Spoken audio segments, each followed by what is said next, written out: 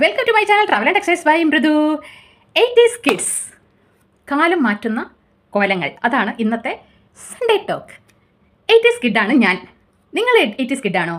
ആണെങ്കിൽ നമ്മളല്ലേ ഏറ്റവും നല്ല ഒരു കാലഘട്ടം ജീവിച്ച് തീർത്തവർ എന്ന് ഞാൻ പറഞ്ഞാൽ നിങ്ങൾ യോജിക്കുക.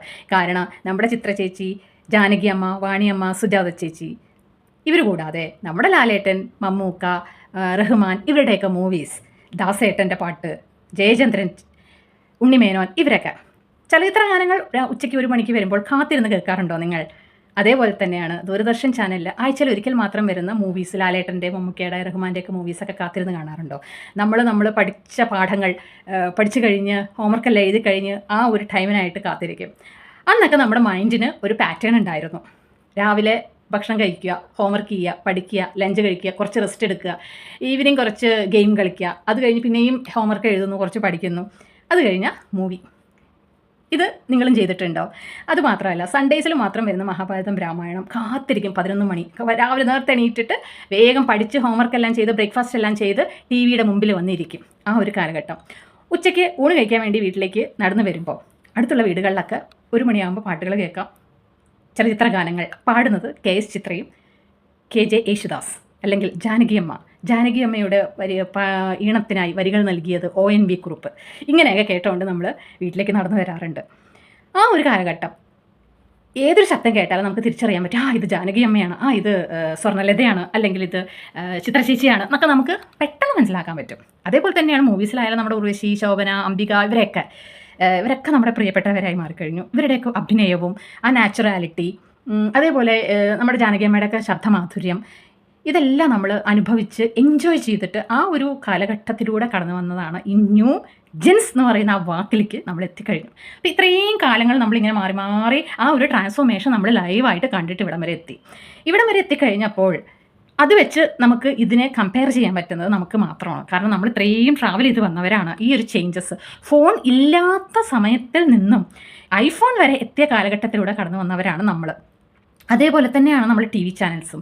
TV ഇല്ലാതിരുന്ന ഒരു കാലഘട്ടം ഉണ്ടായിരുന്നു. വളരെ റെയറായിരുന്നു ഓരോ വീടുകളിലും TV ചാനലാണെങ്കിൽ ഒരേ ഒരു ചാനൽ, ദൂരദർശൻ കുറച്ചു കാലം കഴിഞ്ഞപ്പോൾ ഏഷ്യാനെറ്റ്, പിന്നെ സൂര്യ TV ആയി. പുതിയതായിട്ട് ചാനൽ തുടങ്ങണു എന്നൊക്കെ പറഞ്ഞ് ഏഷ്യാനെറ്റിൻ്റെ ആ ഒരു വരവും നമ്മളൊക്കെ ത്രില്ലടിച്ചിരുന്ന കാലം. അന്നൊക്കെ എന്ന് വെച്ച് കഴിഞ്ഞാൽ ആങ്കേഴ്സിനെയൊക്കെ ഇൻ്റർവ്യൂ ചെയ്യാമെന്നൊക്കെ പറഞ്ഞു കഴിഞ്ഞാൽ ഭയങ്കര കോളിലൊക്കെ ആയിരുന്നു. ആങ്കേഴ്സിനെ ഇൻ്റർവ്യൂ ചെയ്യുന്നതും സ്ക്രീൻ ടെസ്റ്റ് ചെയ്യുന്നതും സിനിമയിലേക്ക് ആൾക്കാരെ എടുക്കുന്നതും എല്ലാം നമ്മൾ കൗതുകത്തോടു കൂടെ നോക്കി കണ്ടിട്ടുണ്ട് TV-യിൽ. ഒരു കാലം കഴിഞ്ഞപ്പോൾ ഞാനും ആങ്കറിങ്ങിൻ്റെ സ്ക്രീൻ ടെസ്റ്റിന് പോയിട്ടുണ്ടായിരുന്നു. എനിക്ക് കിട്ടിയിട്ടുണ്ട്. ഞാൻ ആങ്കറിങ് അവതരിപ്പിച്ച ഒരാളാണ്. ഞാനിത് പറയാനുള്ള കാരണം, അന്ന് അവർ നമുക്ക് സ്ക്രീൻ ടെസ്റ്റും സ്ക്രിപ്റ്റും ഒക്കെ തരും. സ്ക്രിപ്റ്റ് തന്നിട്ട് ഒരു 4 സെൻറ്റൻസ് അവർ തരുന്നത് നമ്മൾ കാണാതെ ക്യാമറയിൽ നോക്കി പറയാം. അത് കഴിഞ്ഞാൽ കട്ട് ചെയ്യും, പിന്നെ പാട്ടിടും, പിന്നെ അടുത്ത 4 വരി കാണാണ്ട് പറയാമെന്നുള്ളത്. അന്നൊക്കെ നമ്മൾക്ക് എത്ര സ്ട്രെസ്സായിരുന്നു എന്നറിയാമോ? നമുക്ക് ഓണായിട്ടൊന്നും പറയാൻ സമ്മതിക്കില്ല, ഒന്നും നമ്മൾ ചേർത്താനും പാടില്ല. സ്ക്രിപ്റ്റ് റൈറ്റർ നമുക്ക് കാര്യമായിട്ട് തരും. നമ്മൾ അന്ന് സ്ക്രിപ്റ്റ് റൈറ്ററിനെ ആയാലും പ്രൊഡ്യൂസറിനെ ആയാലും എല്ലാവരെയും നമ്മൾ റെസ്പെക്റ്റ് ചെയ്യും. ആ ഒരു ഓഫീസിലേക്ക് എൻ്റർ ചെയ്യുന്നു, പോകുന്നു, വരുന്നു, ഇതെല്ലാം വളരെ വളരെ ഡീസൻ്റായിട്ടും വളരെ നല്ല രീതിയിൽ നമ്മൾ സാധാരണ ഓഫീസിൽ പോകുന്ന ആ രീതിയിലാണ് ഞാനൊക്കെ പോയി വന്നുകൊണ്ടിരുന്നതൊക്കെ. സ്ക്രിപ്റ്റ് തലേന്ന് തന്നെ ഞാൻ ആലോചിക്കുമോ, നാളത്തെ സ്ക്രിപ്റ്റ് എന്താണാവോ, പേടിയാണ്, നമുക്ക് കാണാണ്ട് പറയാൻ പറ്റുന്ന തരത്തിലുള്ള വാക്കുകളാണോ എന്നുള്ളത് വരെ വിചാരിച്ചിട്ടുണ്ട്. മാത്രമല്ല, നാളത്തെ ടോപ്പിക് എന്താണെന്ന് തലേന്ന് നമുക്ക് പറഞ്ഞു തരും, അല്ലെങ്കിൽ തലേ ആഴ്ച തന്നെ പറഞ്ഞു തരും. അത് നമ്മൾ ഒന്ന് സ്റ്റഡി ചെയ്തിട്ട് വരണമെന്ന്. അന്ന് സ്റ്റഡി ചെയ്യാൻ ഇന്നത്തെ പോലെ ഗൂഗിളൊന്നുമില്ല. ഞാൻ എന്ത് ചെയ്യും, പഴയ വനിതാ മാഗസിൻ അല്ലെങ്കിൽ പത്രങ്ങൾ, ആ ടോപ്പിക്ക് റിലേറ്റഡ് ആയിട്ടുള്ള ബുക്സ്, ഇതെല്ലാം നോക്കിയിട്ട് ഒരു ½ ആൻ അവർ എപ്പിസോഡിന് വേണ്ടിയിട്ടാണ് ഈ കിടന്ന് ഇത്രയും പ്രിപ്പയർ ചെയ്യുന്നത്. പറഞ്ഞു വരുന്നത്, ഇന്നത്തെ കാലം ഇൻ്റർവ്യൂ ചെയ്യുന്നവർ വരുന്ന ഗസ്റ്റിനെ പറ്റിയിട്ട് സ്റ്റഡി ചെയ്യുന്നതേയില്ല. എന്തെങ്കിലും വായി തോന്നിയത് ചോദിക്കുക. ഇവരെയൊക്കെ സ്ക്രീൻ ടെസ്റ്റ് ചെയ്തിട്ടുണ്ടോയെന്ന് അറിയില്ല. ഇവർക്കൊക്കെ സ്ക്രിപ്റ്റും കൊടുക്കേണ്ട ആവശ്യമില്ല. അവർക്ക് എന്താ തോന്നണം, ഇപ്പോൾ ആങ്കേഴ്സൊക്കെ എന്തോ വലിയ ആൾക്കാരായി മാറിക്കഴിഞ്ഞു. കാരണം അവരാണ് ഇപ്പോൾ പ്രൊഡ്യൂസേഴ്സിനെ ആയാലും അല്ലെങ്കിൽ സ്ക്രിപ്റ്റ് റൈറ്ററിനെ ആയാലും ഒക്കെ നിയന്ത്രിക്കുന്ന പോലെയാണ്. അവരുടെ കയ്യിലാണ് എല്ലാം എന്നുള്ള രീതിയിലാണ്. കാരണം എന്താ വെച്ചാൽ, ഈ ആങ്കേഴ്സിന് റീച്ച് കിട്ടിക്കഴിഞ്ഞാൽ അവർക്ക് എന്ത് തോന്നിയ ദിവസം കാണിക്കുക എന്നുള്ള രീതിയിലായി. ബെസ്റ്റ് എക്സാമ്പിൾ ഇപ്പോൾ പറയുകയാണെങ്കിൽ നമ്മുടെ സെബി മലയിൽ സാറിനെ കുറിച്ചിട്ട് ഫെയിൽഡ് ഡയറക്ടർ എന്ന് പറഞ്ഞു എന്ന് ആദ്യം പറഞ്ഞു, പിന്നെ പറഞ്ഞു മകനെയാണ് പറഞ്ഞത് എന്ന്. അപ്പോൾ കണ്ടിരിക്കുന്നവരൊക്കെ വേഗം ഇവർ പ്ലേറ്റ് മാറ്റിയപ്പോൾ കണ്ടിരിക്കുന്നവർ പറഞ്ഞു, അവർ സെബി മലയിൽ സാറിനെ അല്ല പറഞ്ഞ മകനെയാണ് പറഞ്ഞതെന്ന്. എന്നാൽ കണ്ടിരിക്കുന്നവർക്ക് ചിന്തിച്ചൂടെ, മകൻ ഒരു മൂവി പോലും ഡയറക്റ്റ് ചെയ്തിട്ടില്ല, പിന്നെ എങ്ങനെയാണ് ഫെയിൽഡ് ഡയറക്ടർ എന്ന് പറയുക? അപ്പോൾ ഈ പറഞ്ഞ ആൾക്കും വിവരമില്ല, കാരണം എന്തറിഞ്ഞിട്ടാണ് ഇവർ ആക്ച്വലി ചെയ്യുന്ന ഷോസ് എല്ലാം മൂവി റിലേറ്റഡ് ആണ്, ഫിലിം റിലേറ്റഡ് ആണ്, ഇൻ്റർവ്യൂ ചെയ്യുന്നതും സിനിമാക്കാരെയാണ്, എന്നിട്ടും ഇങ്ങനെ സംസാരിക്കുന്നു. എന്നാൽ മകനെ ആണെങ്കിലും അങ്ങനെ പറയാൻ പാടുമോ? മകനെ പോലും അങ്ങനെ പറയാൻ പാടില്ല. അതിനിപ്പോൾ ഫഹദ് ഫാസിലൊക്കെ ഫസ്റ്റ് മൂവി ഫ്ലോപ്പ് ആയതാണ്. പക്ഷേ ഫഹദ് ഫാസിലെല്ലാം പിന്നീട് സെൽഫ് ഡെവലപ്ഡായി വന്ന് ഇപ്പോൾ ഫഹദ് ഫാസിലൊക്കെ നല്ല ബെസ്റ്റ് ആക്ടേഴ്സിൽ ഒന്നായി മാറിക്കഴിഞ്ഞു. അപ്പോൾ അതുകൊണ്ട് ഒരാളുടെ ഒരു മൂവി കൊണ്ടോ അല്ലെങ്കിൽ ഒരു സ്ക്രിപ്റ്റ് കൊണ്ടോ ഒരു അഭിനയം കൊണ്ടോ നമുക്കൊന്നും ജഡ്ജ് ചെയ്യാറായിട്ടില്ല. അല്ലെങ്കിൽ ആരുമല്ല ആരെയും ജഡ്ജ് ചെയ്യാൻ. ഒരു സമയം വന്നു കഴിഞ്ഞാൽ ആർക്കും പെട്ടെന്ന് മാറാം. ഒരു സെക്കൻഡ് മതി ഒരാളുടെ ലൈഫ് ചേഞ്ച് ആവാൻ വേണ്ടിയിട്ട്. അങ്ങനെയാണ്. അപ്പോൾ ഇപ്പോൾ ആ ഒരു പണ്ടത്തെ പോലെ അല്ല. ഇപ്പോൾ ആർക്കും ആങ്കറിങ് ചെയ്യാം, ആർക്കും എന്ത് വേണമെങ്കിലും ചോദിക്കാം, വരുന്ന ഗസ്റ്റിനെ പോലും റെസ്പെക്റ്റ് ചെയ്യാത്തൊരു കാലഘട്ടമാണ് ഇപ്പോൾ. പണ്ട് സന്ധ്യ ബാലസുമ എന്ന പേരുള്ള ഒരു ഇൻ്റർവ്യൂ ചെയ്യുന്ന ഒരു ചേച്ചി ഉണ്ടായിരുന്നു. അവരുടെ ഇൻ്റർവ്യൂസ് ഞാൻ കാണാറുണ്ട്. സുകുമാരി ചേച്ചി, കവിയൂർ പൊന്നമ്മൻ ചേച്ചീനൊക്കെ ഇൻ്റർവ്യൂ ചെയ്യുമ്പോൾ അവർ കൊടുക്കുന്ന ആ ഒരു റെസ്പെക്റ്റും ഇമ്പോർട്ടൻസും അവർ വന്നിരുന്നു കഴിഞ്ഞാൽ അവരോട് ചോദിക്കുന്ന ചോദ്യങ്ങളൊക്കെ കേട്ട് കഴിഞ്ഞാൽ വളരെ മിതമായി സംസാരിച്ച് സോഫ്റ്റായിട്ട്. മാത്രമല്ല ഇവർ ഉടുക്കുന്ന ആ ഒരു കോസ്റ്റ്യൂംസ് ഉണ്ടല്ലോ, നല്ല cotton handloom saris with best matching accessories എല്ലാം ഉടുത്ത് നീറ്റായിട്ടാണ് ഇവരവിടെ ഇരിക്കുക. ചോദിക്കുന്ന ചോദ്യങ്ങൾക്ക് അവർ ഉത്തരം കൊടുക്കുമ്പോൾ വളരെ ഗ്യാപ്പ് കൊടുത്തിട്ടും വളരെ റെസ്പെക്റ്റ് കൊടുത്തിട്ടുമൊക്കെയാണ്. സമയപരിമിതി മൂലം എന്ന് പറഞ്ഞ് ഓവർടേക്ക് ചെയ്ത് സംസാരിക്കുകയോ അല്ലെങ്കിൽ ക്രോസ് ക്വസ്റ്റ്യൻ ചെയ്യുകയോ തമാശ രീതിയിൽ സംസാരിക്കുക, കളിയൊക്കെ ഇതൊന്നും ഉണ്ടായിരുന്നില്ല. ഇതേപോലെയാണ് നോർത്ത് ഇന്ത്യയിൽ ഒരു ആങ്കറുണ്ട് സിമി എന്ന് പറഞ്ഞിട്ട്. അവർ അമിതാഭ് ബച്ചനെ പിന്നെ വിവേക് ഓബ്രോയുടെ അച്ഛനൊക്കെ അങ്ങനെയുള്ള വലിയ വലിയ ആൾക്കാരെ, ഡിംപിൾ കപാഡിയ, ഇവരെയൊക്കെ ഇൻ്റർവ്യൂ ചെയ്യുന്ന ഒരു ലേഡിയുണ്ട് സിമി. അവരും ഇതുപോലെയാണ്. വരുന്ന ഗസ്റ്റിനെയൊക്കെ വളരെ റെസ്പെക്റ്റ് ചെയ്തിട്ടാണ് അവർ ഇൻ്റർവ്യൂ ചെയ്യുക. അപ്പോൾ ഈ കാണികൾക്കും ആ ഒരു റെസ്പെക്റ്റ് നമുക്കും തോന്നും. പണ്ടത്തെ ന്യൂസ് നമ്മുടെ മായ, അളകനന്ദ ഇങ്ങനെയുള്ളവരുടെയൊക്കെ ന്യൂസ് വായിക്കുന്ന ആ രീതിയും അവരുടെ ആ ഡ്രസ്സിങ്ങും എല്ലാം നോക്കിയിരുന്നിട്ടുണ്ട്. അത് കാണുമ്പോൾ തോന്നും ന്യൂസ് റീഡർ ആവണമെന്ന്. അത്രയ്ക്കും വളരെ ക്ലാസിക്കായിട്ടാണ് അവരിരുന്ന് ന്യൂസ് വായിക്കുക. അപ്പോൾ ഞങ്ങൾ വിചാരിക്കാണ്ട് എങ്ങനെയാണ് ഇവരിങ്ങനെ കണ്ണടയ്ക്കാണ്ട് ഇങ്ങനെ എന്ന് വെച്ചാൽ ഓർത്ത് വെച്ച് ഇത്രയും ന്യൂസ് പറയണതെന്ന്. പിന്നെ ഞാൻ ലൈവായിട്ട് കണ്ടിട്ടുണ്ട്. ഓപ്പോസിറ്റ് ഒരു സ്ക്രീൻ ഓടും. അപ്പോൾ അതിൽ നോക്കിയിട്ടാണ് ഇവർ വായിക്കുന്നത് വലിയ വലിയ അക്ഷരങ്ങളിൽ. ഇവിടെ ഒരു പേപ്പർ ഇങ്ങനെ മാറ്റി ഇങ്ങനെ നീക്കിക്കൊണ്ടേയിരിക്കുന്നുണ്ടാകും. അപ്പോൾ ഞാനൊക്കെ ആദ്യം വിചാരിച്ചു ഇവരിങ്ങനെ കാണാണ്ട് പറഞ്ഞിട്ട് ഈ ഷീറ്റ് ഇങ്ങനെ മാറ്റുന്നത് എങ്ങനെയെന്നുള്ളത്. പക്ഷേ ഞാൻ ഡയറക്റ്റ് കണ്ടിട്ടുണ്ട് കേട്ടോ. പക്ഷേ എന്തൊക്കെയായാലും അവരെയൊക്കെ രാജേശ്വരി മോഹൻ ഇവരെയൊക്കെ ഞാൻ വളരെയധികം ഇഷ്ടപ്പെടുന്നതാണ്. ഹിന്ദിയിലാണെങ്കിൽ ഒരു മിനു ഉണ്ട്, പിന്നെ സൽമാ സുൽത്താൻ, ഇവരൊക്കെ അവരുടെ ഹെയർ സ്റ്റൈലും അവരുടെ ഡ്രസ്സിങ് രീതിയും ആറ്റിറ്റ്യൂഡും ഒക്കെ ഭയങ്കര നമ്മളെ എന്താ പറയുക ഇംപ്രസ് ചെയ്യുന്ന തരത്തിലായിരുന്നു അവരുടെ ന്യൂസ് റീഡിംഗ് എല്ലാം. വളരെ ഇഷ്ടമുള്ള കുറേ ന്യൂസ് റീഡേഴ്സ് ഉണ്ട്. ഹിന്ദിയിലായ റോയ് എന്ന് പറഞ്ഞിട്ട് ഒരാളുണ്ട്. ഇവരൊക്കെ നമ്മുടെ മനസ്സിൽ നിന്നും ഒരിക്കലും മായാത്ത ന്യൂസ് റീഡേഴ്സാണ്. പക്ഷേ ഇന്ന് ഞാൻ ന്യൂസ് ചാനൽ കാണാറേ ഇല്ല. സത്യം പറഞ്ഞാൽ വെരി ബോറിങ്. കാരണം എന്താണെന്ന് വെച്ച് കഴിഞ്ഞാൽ ന്യൂസിൻ്റെ ഇമ്പോർട്ടൻസേ പോയി. ഇപ്പോൾ അടുത്ത വീട്ടിൽ ചക്ക വീണാൽ പോലും ന്യൂസായി. ആ രീതിയിലാണ് ഇപ്പോൾ. ന്യൂസ് എന്ന് പറയാനൊരു ന്യൂസേ അല്ല. ന്യൂസിന് വേണ്ടി ഇവരിങ്ങനെ അന്വേഷിച്ച് നടക്കണം ഒരു ന്യൂസ് കിട്ടാൻ വേണ്ടിയിട്ട്. ആ രീതിയിലായി ന്യൂസ് ചാനൽസ് എല്ലാം. അല്ല ന്യൂസ് റീഡേഴ്സ് ആണെങ്കിലോ വെസ്റ്റേൺ ഇടണ കൊണ്ട് കുഴപ്പമൊന്നുമില്ല. പക്ഷേ സ്ട്രാപ്പ് ഡ്രസ്സ്, ചിലപ്പോൾ സ്ട്രാപ്പ് വളരെയധികം മിനിമൈസ് ചെയ്തു ബ്ലൗസിൻ്റെ ഒക്കെ. അങ്ങനെ അത്രയ്ക്കും കോലം തന്നെ മാറിക്കഴിഞ്ഞു. നമുക്ക് റെസ്പെക്റ്റായിട്ട് തോന്നുന്നേ ഇല്ല ഇപ്പം ന്യൂസൊക്കെ കാണുമ്പോൾ. അതാണ് ഈ കാലം മാറുന്ന കോലം എന്ന് പറയുന്നത്. പക്ഷെ ഇപ്പോഴത്തെ ഇൻ്റർവ്യൂ എന്നൊക്കെ പറഞ്ഞു കഴിഞ്ഞാൽ എല്ലാം ഒരു ഇപ്പോഴത്തെ വാക്ക് പറയുകയാണെങ്കിൽ ഒരു ചെളി എന്നൊക്കെ പറയുന്ന മാതിരി വളരെ കോമഡി ആക്കിയിട്ടും തമാശ പറഞ്ഞിട്ടും അങ്ങനെ. പക്ഷേ ഇപ്പോൾ വരുന്ന ആ ഏജ്ഡ് ആയിട്ടുള്ള ആക്ടേഴ്സ് പോലും ഇതിലേക്ക് അക്സെപ്റ്റ് ചെയ്തിട്ട് നാടോടുമ്പോൾ നടുവേ ഓടണമെന്നുള്ള രീതിയിലേക്ക് ഓടിത്തുടങ്ങിയിട്ടുണ്ട്. പക്ഷേ ചിലവർക്ക് അത് ഇഷ്ടപ്പെട്ടു എന്ന് വരില്ല. എന്നാലും വൃത്തികേട് കൊണ്ട് ചിലപ്പോൾ ഇരുന്ന് ചിരിക്കുന്നതായിരിക്കാം, ഇരുന്ന് ഉത്തരം കൊടുക്കുന്നതായിരിക്കാം, നമുക്കറിയില്ല. എന്നാലും നമ്മുടെ സീനിയേഴ്സിനെ റെസ്പെക്റ്റ് ചെയ്യാൻ പഠിക്കണം. റെസ്പെക്റ്റ് ചെയ്തേ പറ്റൂ. അവർക്ക് അവരുടേതായ റെസ്പെക്റ്റ് നമ്മൾ കൊടുക്കണം. അതങ്ങനെ തന്നെയാണ്. അത് നമ്മൾ ഡാൻസൊക്കെ പഠിക്കുമ്പോൾ പ്രത്യേകിച്ച് അതിൽ പറയുന്നുണ്ട്, ഗുരുവിനെ നട്ടു റോട്ടി കണ്ടാലും നമ്മൾ നമസ്കാരം ചെയ്യണം എന്നാണ് ഡാൻസ് പഠിപ്പിക്കുമ്പോൾ അവർ ആദ്യമേ പറയുന്നൊരു കാര്യമാണത്. അതങ്ങനെയാണത്. ഇപ്പോൾ ഡാൻസ് എന്നൊക്കെ പറഞ്ഞു കഴിഞ്ഞാൽ അതൊരു ഡിവൈനാണ്, ഡിവോഷണലാണ്. അതും നമ്മുടെ ആറ്റിറ്റ്യൂഡ്, നമ്മുടെ കുറേ കാര്യങ്ങൾക്ക് ചേഞ്ചസ് വരുന്നൊരു കാര്യമാണ്. അവിടെ നല്ല ഡിസിപ്ലിനും പഠിപ്പിക്കുന്നുണ്ട്. ഇപ്പോൾ ഡാൻസിന് പോലും അരങ്ങേറ്റെന്ന് പറഞ്ഞ് കുറേ പേര് ഇറങ്ങുന്നുണ്ട്. അവരുടെ ആഗ്രഹം ഫുൾഫിൽ ചെയ്യാനാണെന്ന്. ഓക്കെ, ആയിക്കോട്ടെ, age is not a number. പക്ഷേ മുദ്രകളും മര്യാദയ്ക്കല്ല, സ്റ്റെപ്സും മര്യാദയ്ക്കല്ല. പിന്നെ എന്താണ് അവിടെ ഉള്ളത്? ഒരു മേക്കപ്പ് ആർട്ടിസ്റ്റ് നന്നായിട്ട് മേക്കപ്പ് ഇട്ട് കൊടുക്കണു. ആ മേക്കപ്പ് ഇട്ടിട്ട് സ്റ്റേജിൽ വന്നിട്ട് കുറച്ച് സ്റ്റെപ്സ് കളിച്ച് കഴിഞ്ഞാൽ കിട്ടുന്ന സാറ്റിസ്ഫാക്ഷൻ കൊണ്ട് എന്താവാനാണ്? അവിടെ കഴിവ് തെളിയിച്ചത് മേക്കപ്പ് ആർട്ടിസ്റ്റ് മാത്രമാണ് എൻ്റെ അഭിപ്രായത്തിൽ. അവിടെ ഡാൻസ് കളിച്ച ആളല്ല. മേക്കപ്പ് ആർട്ടിസ്റ്റും പാട്ടുകാരുമാണ് അവിടെ ശരിക്കും പറഞ്ഞാൽ പെർഫോം ചെയ്തിരിക്കുന്നത്, ഡാൻസറല്ല. അല്ലെങ്കിൽ കുറച്ച് കാലം കൂടെ വെയിറ്റ് ചെയ്യാം, എലിജിബിലിറ്റി കിട്ടുന്നത് വരെ. പണ്ടൊക്കെ ഞങ്ങൾ ഡാൻസ് ക്ലാസ് പോകുമ്പോൾ ടീച്ചർ ഒരു കൊല്ലം കഴിഞ്ഞാൽ ഫിൽട്ടർ ചെയ്യും.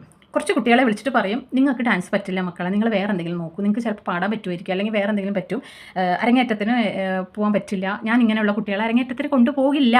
കാരണം ചിലവർ എത്ര എഫേർട്ട് എടുത്താലും നടക്കുന്ന കാര്യമല്ല. അപ്പോൾ പിന്നെ എന്തിനാണ് ഇങ്ങനെ കഷ്ടപ്പെടുന്നത്?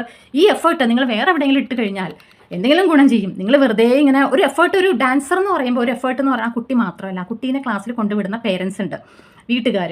പിന്നെ കുട്ടിക്ക് ഡാൻസ് ഒക്കെ കളിച്ച് പ്രാക്ടീസ് ചെയ്ത് കയ്യും കാലം വേദന എന്ന് പറഞ്ഞ് വീട്ടിൽ ചെന്ന് കഴിഞ്ഞാൽ അച്ഛൻ ചിലപ്പോൾ കാല കുഴിഞ്ഞു കൊടുക്കുന്നുണ്ടാകും, അമ്മ അതിനുള്ള നല്ല പ്രോട്ടീൻ പൗഡർ, പ്രോട്ടീൻ ഐറ്റംസ് ഉണ്ടാക്കി കൊടുക്കുന്നുണ്ടാവും, വീട്ടുകാരുടെ സപ്പോർട്ട്, ഇങ്ങനെ ഒരുപാട് കാര്യങ്ങൾ വേണം ഒരു ഡാൻസറിനെ നമുക്ക് മോൾഡ് ചെയ്തെടുക്കാൻ. അപ്പോൾ വെറുതെ എഫേർട്ട് എടുത്തിട്ട് എന്ത് കാര്യം? ഇങ്ങനെ ടീച്ചർ ചോദിക്കാറുണ്ട്, അതുകൊണ്ട് അങ്ങനെ ഫിൽറ്റർ ചെയ്യാറുണ്ട്. പക്ഷേ ഇപ്പം അങ്ങനെയൊന്നുമില്ല. ഇപ്പോൾ ഫിൽറ്ററിംഗ് ഒന്നുമില്ല.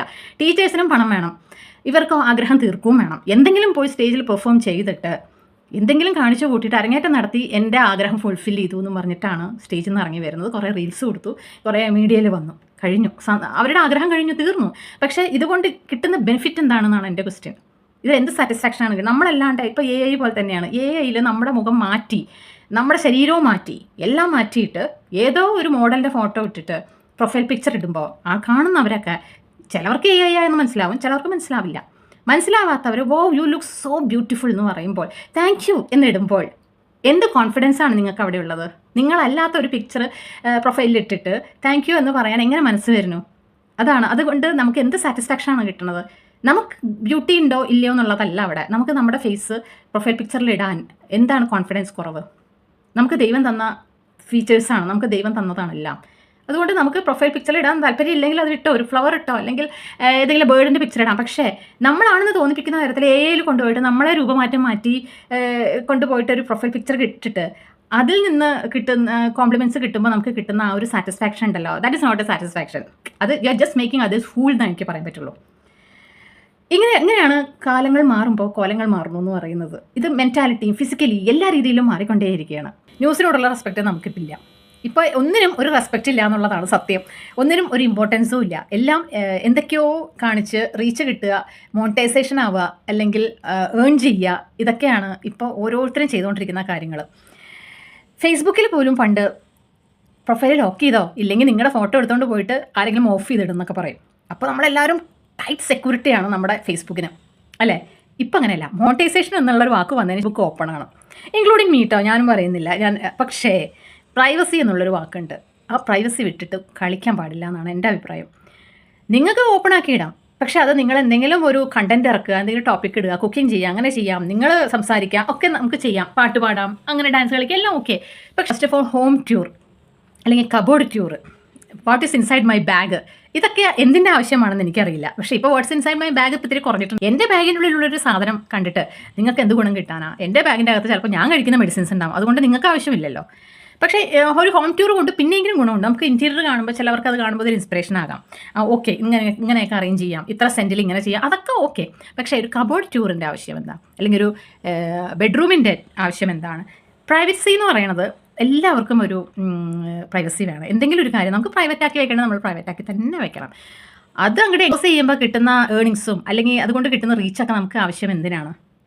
അങ്ങനെയാണ്. എൻ്റെ ഒരു ഫ്രണ്ട് ഒരു യൂട്യൂബറാണ്, അവർ മാന്യമായിട്ട് യൂട്യൂബ് ചാനൽ ഇട്ടുകൊണ്ടിരുന്നതാണ്. മോണിറ്റൈസേഷൻ ആവുന്നതിന് മുമ്പ് എന്നോട് പറഞ്ഞു, മൃദു എല്ലാവരും അത്യാവശ്യമൊക്കെ കുറച്ച് എക്സ്പോസ് ചെയ്തൊക്കെ തുടങ്ങി പെട്ടെന്ന് റീച്ച് കിട്ടാൻ വേണ്ടിയിട്ട്, എന്തിനാല്ലേ അങ്ങനെയൊക്കെ, എനിക്കൊക്കെ അങ്ങനെ strong steady wins the race മാന്യമായിട്ട് കിട്ടുന്ന ഏർണിങ്സ് മതി എന്ന് പറഞ്ഞു. പക്ഷേ വൺസ് ഷീ സ്റ്റാർട്ടഡ് ഏർണിങ്, അവർക്കത് സ്റ്റോപ്പ് ആവാതിരിക്കാൻ വേണ്ടിയിട്ട് വ്യൂസ് കുറഞ്ഞപ്പോൾ സ്റ്റോപ്പ് ആകുമോ എന്നുള്ളൊരു പേടി. കാരണം അവർ 1-2 ലോൺ എടുത്ത് പോയി. അങ്ങനെ വന്നപ്പോൾ അവരിപ്പോൾ കുറച്ച് എക്സ്പോസ് ചെയ്യാൻ തുടങ്ങിയിരിക്കണം.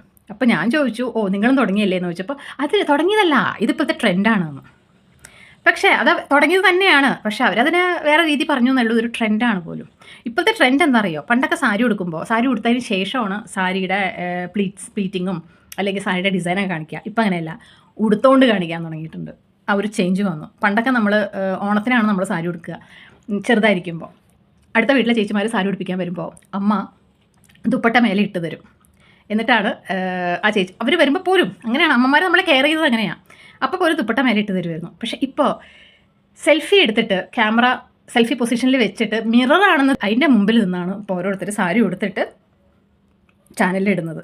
അത്രത്തോളം കാലം മാറിക്കഴിഞ്ഞിരിക്കുന്നു. ഇനിയും ഈ കാലം മുന്നോട്ടിങ്ങനെ പോകുമ്പോൾ എന്താകും എന്നുള്ളൊരു ക്യൂരിയോസിറ്റി മനസ്സിലുണ്ട്. പക്ഷേ ആ ഒരു ടൈം ആകുമ്പോഴത്തേക്കും നമ്മുടെ കാലം കഴിയും. ഒരു വിധത്തിൽ പറഞ്ഞാൽ അത് നല്ലതാണെന്ന് തോന്നുന്നു. കാരണം ഇനി അങ്ങോട്ട് നമുക്ക് ഒട്ടും അക്സെപ്റ്റ് ചെയ്യാൻ പറ്റില്ല. ഇപ്പോഴത്തെ ജെൻസ് എന്ന് പറയുന്ന കുട്ടികൾക്ക് ചിലപ്പോൾ അക്സെപ്റ്റ് ചെയ്യാൻ പറ്റുമായിരിക്കും. കാരണം അവരൊക്കെ ജനിച്ച് വളരുമ്പോൾ കണ്ടു തുടങ്ങിയത് ഈ മൊബൈലും ചാനലും ഈ ഇങ്ങനത്തെ ഒരു പുതിയ തരത്തിലുള്ള ലൈഫും ഒക്കെയാണ്. അവരതൊക്കെ അതായിട്ട് അക്സെപ്റ്റ് ചെയ്ത് കഴിഞ്ഞു. അഡ്വൈസ് ചെയ്താൽ ഇപ്പോഴത്തെ കാലത്ത് ആരും അത് കേൾക്കാനും നിൽക്കില്ല. അതങ്ങനെയാണത്. അതുകൊണ്ട് നമുക്ക് നമ്മുടേതായ ഒരു രീതികളുണ്ട്. കഴിയുന്നത് ആ ഭാഗത്തേക്ക് നോക്കാൻ പോകാണ്ടിരിക്കുക എന്നുള്ളതാണ്. ഞാൻ ഈ പറഞ്ഞ കാര്യങ്ങൾ നിങ്ങൾ യോജിക്കുന്നുണ്ടോ ഇല്ലയോ എന്നുള്ളത് ഒന്ന് കമൻറ്റിൽ പറയണം കേട്ടോ. എൻ്റെ മനസ്സിൽ തോന്നിയ ഒരു തോട്ടാണ് ഞാൻ നിങ്ങളായിട്ട് ഷെയർ ചെയ്തേ ഉള്ളൂ. സത്യം പറഞ്ഞാൽ കാലം ഇങ്ങനെ മാറുമ്പോൾ, കോലങ്ങളായി മാറുമ്പോൾ ഭയങ്കര വിഷമമുണ്ട് പലതും ആലോചിക്കുമ്പോൾ. ഒരുപാട് ഡീപ്പായിട്ട് തിങ്ക് ചെയ്യുമ്പോൾ ഇനിയും ഒരുപാട് എന്തൊക്കെയോ പറയണമെന്ന് മനസ്സിൽ തോന്നുന്നുണ്ട്. പക്ഷേ ബോറടിപ്പിക്കുന്നില്ല. അല്ലെങ്കിൽ ഞാൻ അടുത്തൊരു എപ്പിസോഡിൽ വരാം. കുറച്ചും കൂടെ എനിക്ക് സംസാരിക്കാനുണ്ട്, നിങ്ങൾക്ക് താല്പര്യമുണ്ടെങ്കിൽ മാത്രം. അപ്പോൾ വീഡിയോ ഇഷ്ടപ്പെട്ടാൽ ലൈക്ക് ചെയ്യുക, സബ്സ്ക്രൈബ് ചെയ്യുക, കമൻറ്റ് ചെയ്യുക. Thank you for watching my channel.